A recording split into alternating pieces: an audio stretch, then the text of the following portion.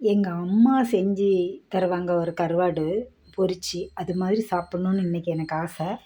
அதனால சரி அதை செஞ்சிடலாம். இதெல்லாம் ஒரு சின்ன சின்ன ஆசை, நம்ம செஞ்சிடணும் உடனேன்னு சொல்லிட்டு நெத்திலி கருவாடை எடுத்து அதை கொஞ்சம் வெந்நீரில் போட்டு வைக்கணும் பார்த்துக்கிடுங்க. அப்போ தான் நல்லா சாஃப்டாகும். ஒரு 20 நிமிஷமாவது அரை மணி நேரமாவது அதில் ஊறணும்.